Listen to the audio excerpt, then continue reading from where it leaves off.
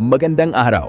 Ito ang Weekend Review, ang mga hakbang ng pamahalaan para mas gumaan ang araw-araw na buhay ng bawat Pilipino. Magsimula ang linggo sa Capiz, kung saan direktang ipinaabot ang tulong sa mga pamilya.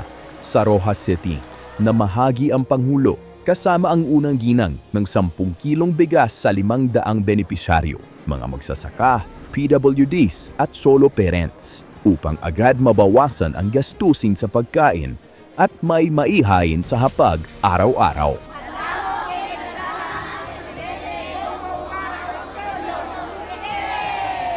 Kasunod nito, nanumpa ang mahigit 8,000 guro at school heads sa Western Visayas. Mga gurong hindi na kailangang maghintay ng dekada para umangat sa kanilang propesyon.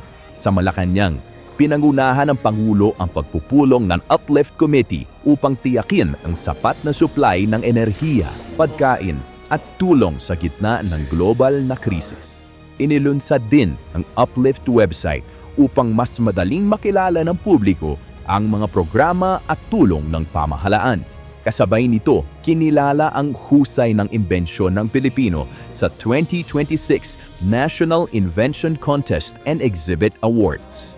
Mula sa African Swine Fever Detection System hanggang sa makabagong kagamitan sa agrikultura at kalusugan. Pinangunahan ng Pangulo ang Joint National at Regional Peace and Order Council meeting, kung saan pinalakas ang koordinasyon ng pambansa at lokal na pamahalaan para mas mabilis ang responde, mas maaga pang aksyon at mas napipigilan ang krimen bago pa ito mangyari. Magtungo ang Pangulo sa Leyte para sa pagbubukas ng Hibulangan Irrigation Project, isang sistemang magbibigay ng tuloy-tuloy na patubig sa libo-libong ektarya ng sakahan. Magbubunga ito ng mas maraming ani kada taon at mas mataas na kita para sa ating mga magsasaka. Ang pinaka-importante sa agrikultura ay ang patubig. Ito po ang inuuna namin, tinitiyak namin na ang patubig ay maganda at lahat ng tulong na ibinibigay natin sa ating magsasaka.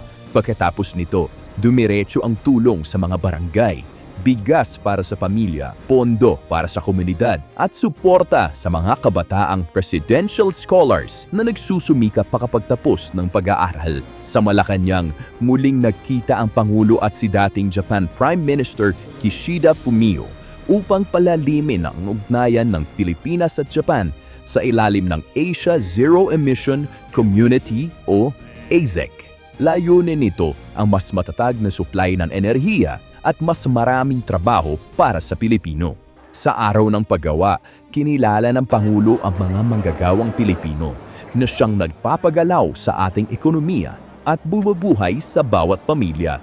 Sa General Santos, sa ginanap na job fair, binuksan ang libo-libong oportunidad sa trabaho mula sa iba't ibang lokal at international employers. Inilapit din ang iba't ibang serbisyo ng pamahalaan sa iisang lugar para mas mabilis ang pag-a-apply ng trabaho. Kasabay nito, patuloy ang Bawat Bayan Makikinabang Program kasama si People's Champ Manny Pacquiao. Ipinamahagi ng Pangulo ang tulong na direktang umaabot sa mga barangay, pagkain para sa pamilya, suporta sa edukasyon at pondo para sa komunidad. At sa pagtatapos ng linggo, pinalawak din ang oportunidad para sa ating mga atleta. Sa pakikipagpulong ng Pangulo kay His Excellency Sheikh Johan bin Hamad Al Thani ng Olympic Council of Asia, pinagtibay ang kooperasyon ng mga programang magpapalakas sa susunod na henerasyon ng mga atletang Pilipino. Sa bawat araw, sa bawat lugar, iisa ang layunin, ang gawing mas magaan ang buhay ng bawat Pilipino.